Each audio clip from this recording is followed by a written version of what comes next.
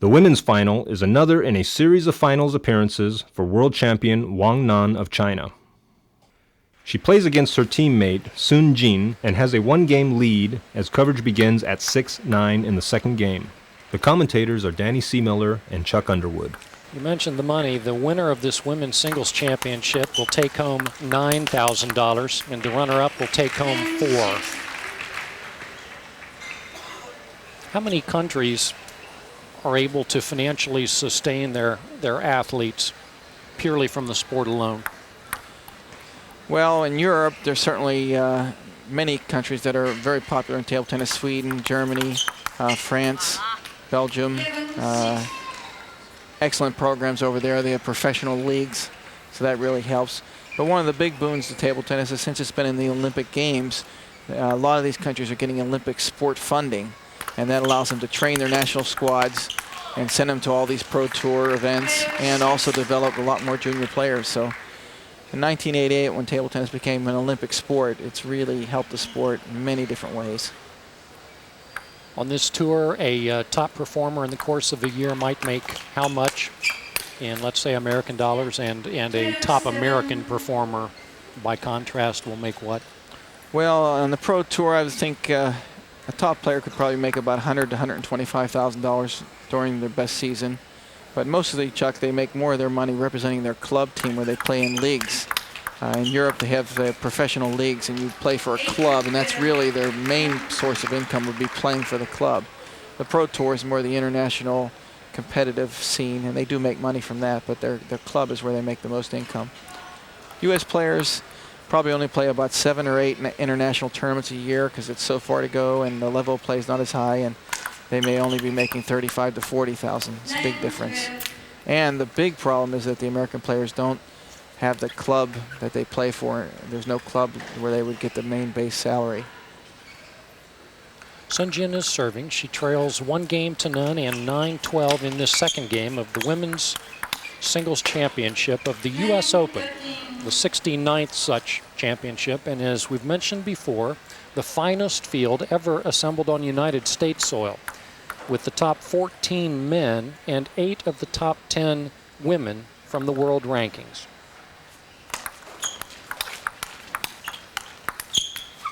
Sun getting a little frustrated, really trying to get that backhand down the line and follow up with the forehand, but Wang is answering every shot she gives her. Again, Sun ranks 4th, and Wang is number 1. There's that powerful topspin by Wang. Sun trying to pick it up off the bounce, but the spin just kind of slipped right off the racket. Oh, that's a nice loop there. That's a beautiful topspin. Wang trying to cover the ball down the line, not able to smother it down. This ball jumps off the end. There's a good look at Sun, getting ready to serve. She's going to go with the backhand side spin serve. Probably side spin under.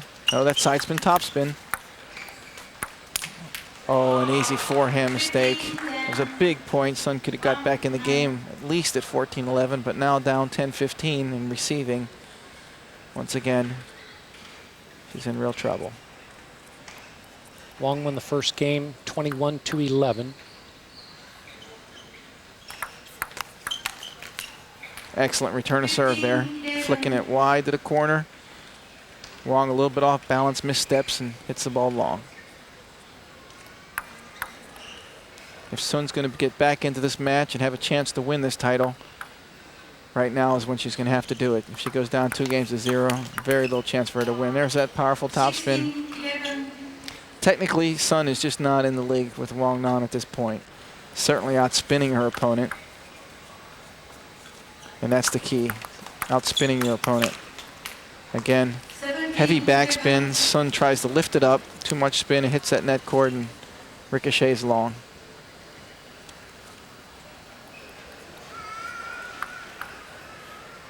See a good look at Wang's serve.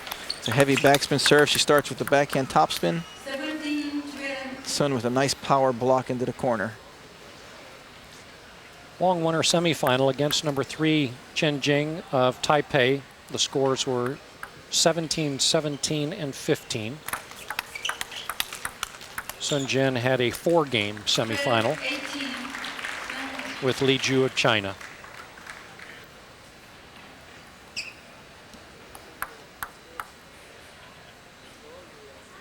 Wang just keeps her lead, goes from 15-10 to 18-12, winning only 3 out of 5, but that's all she needs at this point. 13-18. Sun's going to need all 5 on her serve this time to have any chance to win this game. Very tough task. Let's take a look at Sun's serve here. She's going to go for the backhand serve, which she's been using. It's going to be side spin, back spin, but flicked up by Wang Nan. Excellent rally. Top spin into the net. Coming up after this one, the men's finals. It'll be Chang Peng Lung against Wang Li Qin, number 6 against number 2 in the world rankings.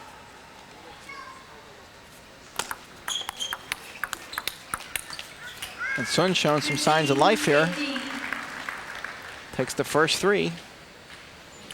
She's probably going to need all 5. 2 more to go. Again, this is game 2 of a best 3 of 5 match.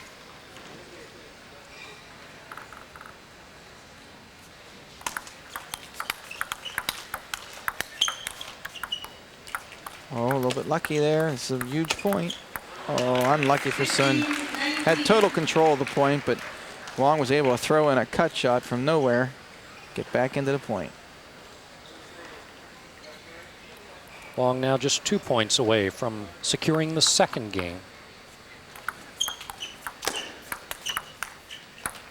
That's an easy smash there. Heavy backhand topspin by Wang. Sun caught in the middle, pops it up, and then easy put away for Wang for 5 game points here in game 2.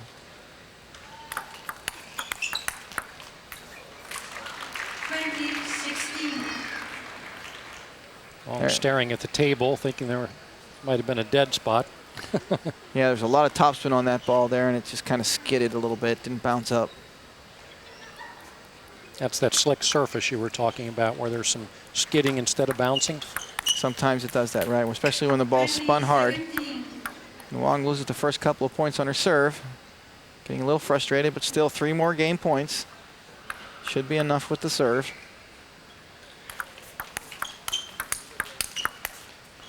And it is.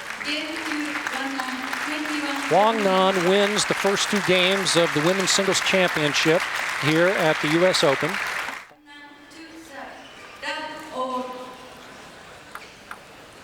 Serving is Wang Nan, ranked number 1 in the world in women's singles and leading here in the championship of the U.S. Open, the 69th U.S. Open, here in Fort Lauderdale, Florida.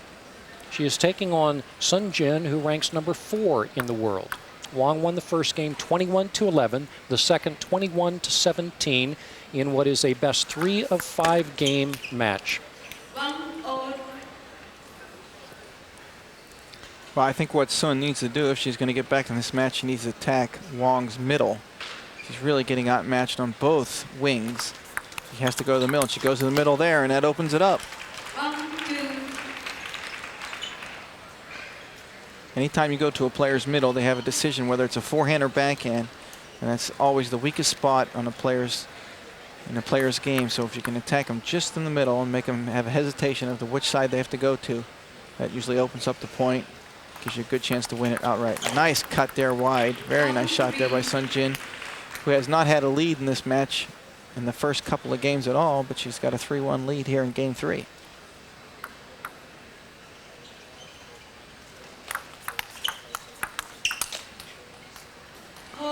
Wang is wide. First little spark there by Sun Jin as she wins 4 out of 5 on the receive of serve. And now she can serve and probably can hopefully spread this out to 7-3 or possibly even 8-2.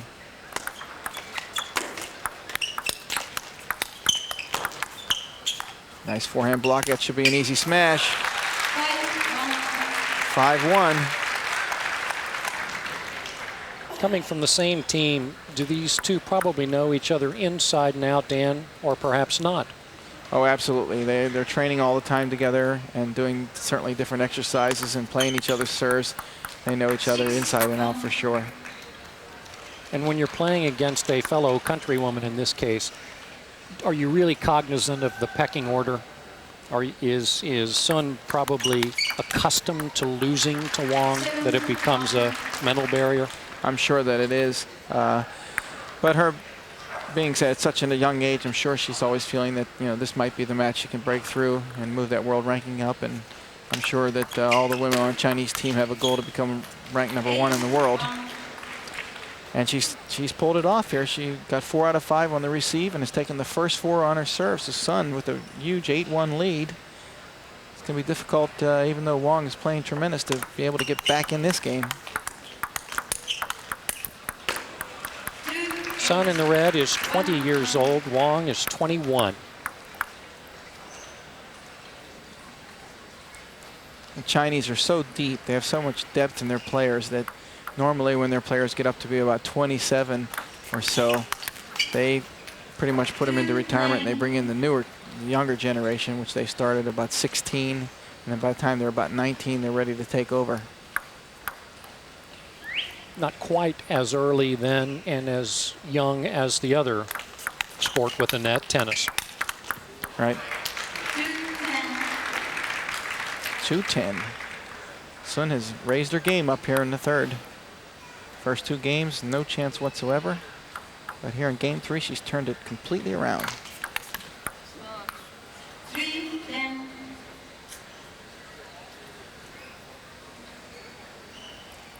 3-10.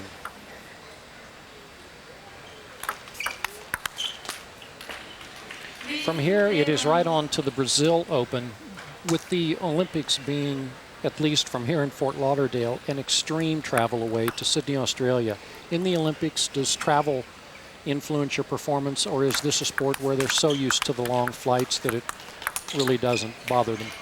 No, jet lag could definitely be a problem in the Pro Tour. Like, we'll be traveling to Brazil on Monday night, and our players have to start on Wednesday, so that definitely is a problem when we're on the Pro Tour. At the Olympic Games, it won't be a problem because most of them will be in about 10 days in advance and make sure that they are okay with the time change. But jet lag really is difficult because table tennis is such a fine game where sometimes a quarter of an inch makes a difference on your shots, and if you're just a little bit off, you can't compete at this level. Why 10 days in advance to the Olympics? Is that standard, or is this just for Sydney? Well, Sydney's so far away. Like for our team, the U.S. team, it's about a 13-hour difference, and it's usually 1 hour per day. So we wanted to get in at least about 10 days to make sure that we're okay by the time the games start. It's so difficult when it's 2 in the afternoon at your time, and then it's 2 in the a.m. their time. It's a complete full 12-hour changeover. It's very difficult. You find yourself in the middle of the afternoon falling asleep, and then at night wide awake.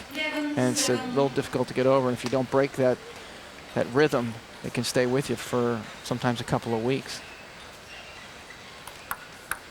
Sun leads the game 11-7, but she is down in the match 2 games to none.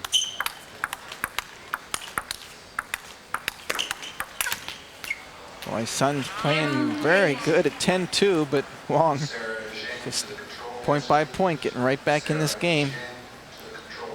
Wang trying to finish this off 3-0. Add another title to her impressive resume.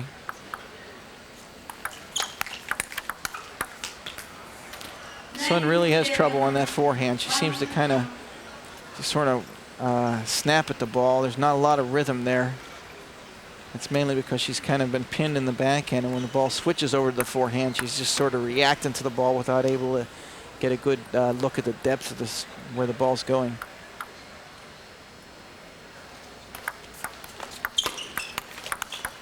Oh, look at that. Oh, an easy miss by Wang. Just when she closes the gap, she misses an easy one, gives Sun a little bit of life. Women's semifinals took place on this same day. Same with the men. They played their semifinals earlier, and their championship will now follow this match. Wang gets a net ball there and apologizes to her teammate.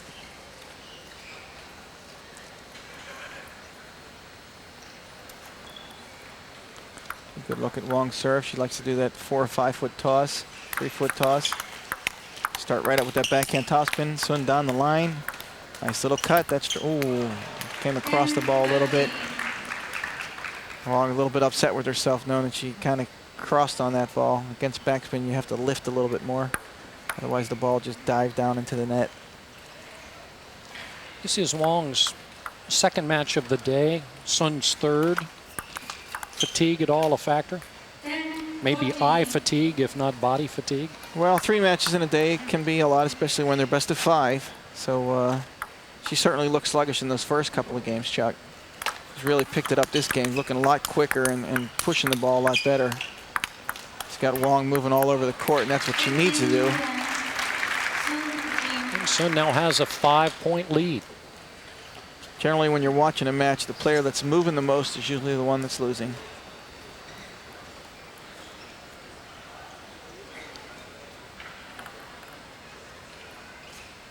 So with that backhand topspin serve, a little trouble on that forehand. She just can't match up forehand to forehand with Wang. It's still a comfortable 4-point lead, but against Wang, not that comfortable.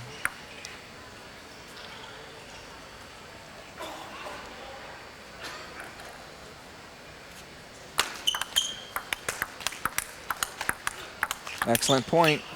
Again, Sun seems to be able to make that first forehand topspin, but that second one always a mishit or a little bit off the edge or kind of a jab stroke on it.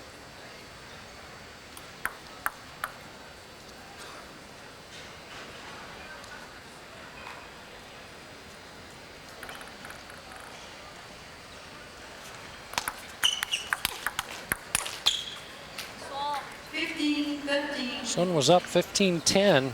She squandered 3 of that 5-point lead. On her own serve, too.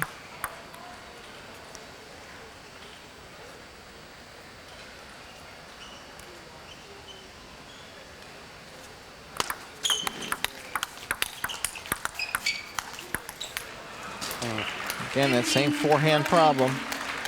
Kind of unusual that Sun is always serving with the backhand. Most of the players these days serve with the forehand. Oh, she's going with the forehand now. She heard me. She's been serving backhand the whole match. Lost 4 in a row. She's going to try the forehand, and it works. 14-16. A lot more flexibility with the forehand service. You can change direction, hide the wrist action. And the good thing about the forehand serve is that you're ready for the forehand on the return. With Sun, she kind of prefers her backhand, and that's why she likes to start with that backhand serve. That serve's just a 2-point game now.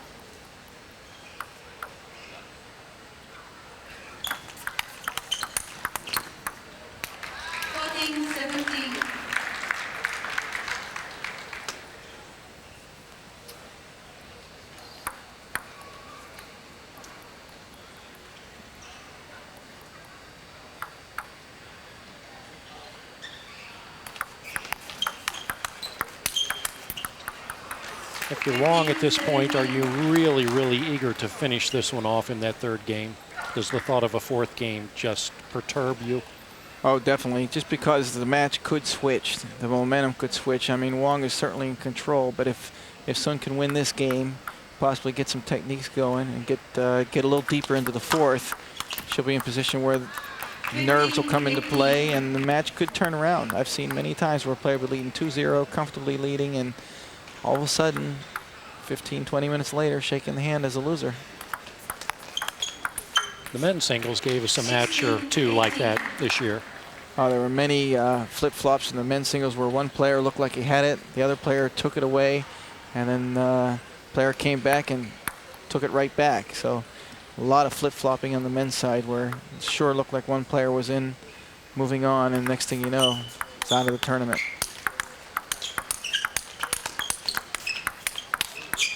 Beautiful rally here. Nice point. Song able to get that ball right into Wang's middle. Wang a little hesitant. Spins the ball long off the end of the table. Great rally. Here we go. There's a backhand topspin, forehand topspin, backhand topspin again. Excellent rally. Look at the speed of the ball.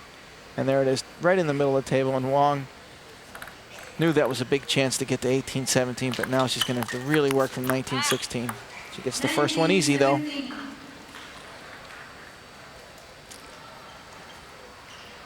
This one's still staying with that backhand serve. I would Had a little bit of success with that forehand. I don't know.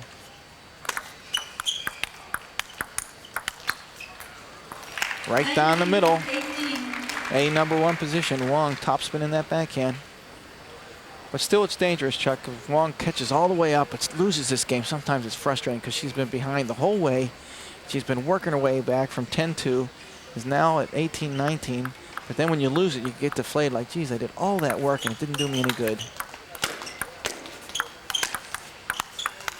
There's it. Oh, 19-all. Wang fights her way back, Chuck, from 10-2 down to tie it up at 19-all. Looking to finish it off right here. That net ball, great retrieve on that net. Look at the angles, how she uses the whole table.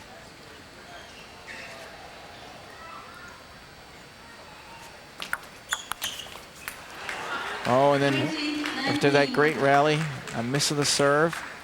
And Sun with game point. Keep this match alive.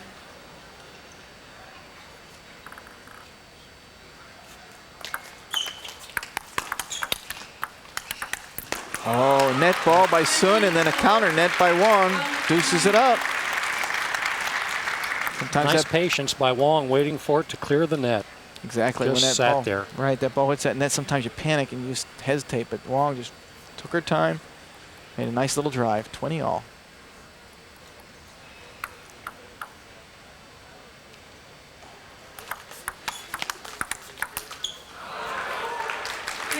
Have to win by 2. Ball hit the edge of her racket, shot way up into the lights. A little bit late getting to the ball. Serving for the win and trailing 2 games to none.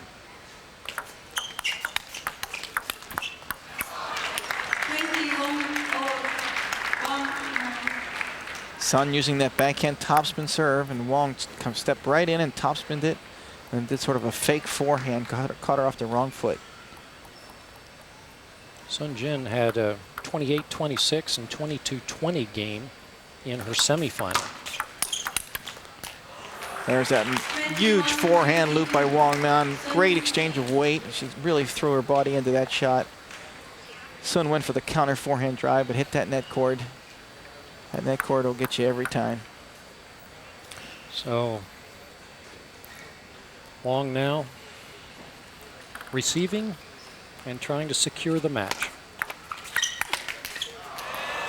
And she does. Sun is long. 23-21 and 3 games to none. The world's #1 dispatches the world's #4. Both from China, both bound for the Olympics. It was a great match. Wang just technically is a little too strong. Her backhand topspin, and also Sun had a lot of problems with the second forehand. Every time the ball went to the forehand twice, she really had trouble with that second forehand.